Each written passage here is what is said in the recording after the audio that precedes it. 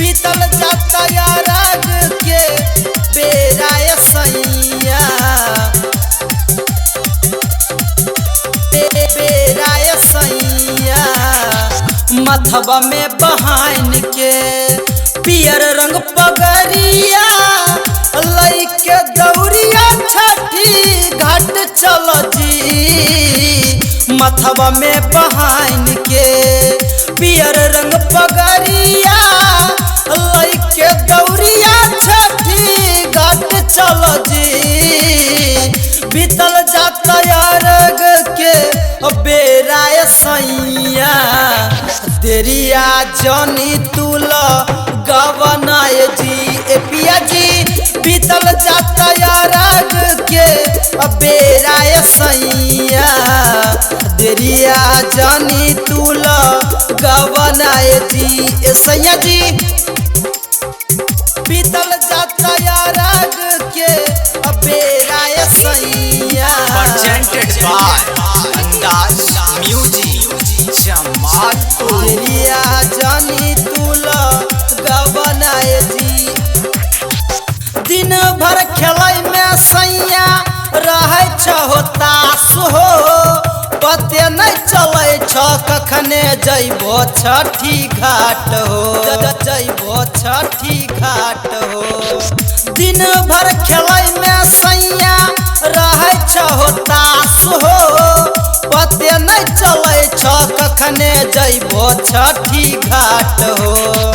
काइन रहल छौरा उठैले हो दौरा चलो जल्दी साबर छठी घाटे जी बीतल जाता यारग के बेरा सैया देरिया जानी तुल गवनाए जी पिया जी बीतल जाता यारग के बेरा सैया देरिया जानी तुल गवनाए जी सैया जी बीतल जाता यारग के बेरा सैया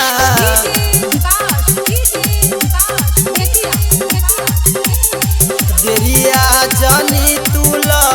गवनाए जी डेविड के घर से पिया चल गल सब हो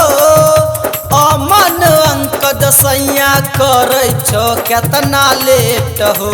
करे छो केतना लेट हो डेविड के घर से पिया चल गल सब हो अमन अंक दसैया करे छो केतना लेट हो पेन्हिल न कपड़ा बान्हिल पगरिया लइके दौरिया छठी घाट चल जी बीतल जाता यारग के बेरा सैया देरिया जनी तुल गवनाए जी पिया जी बीतल जाता यारग के बेरा सैया देरिया जनी तुल गवनाए जी सैया जी presented by Andaz Music Jamalpur।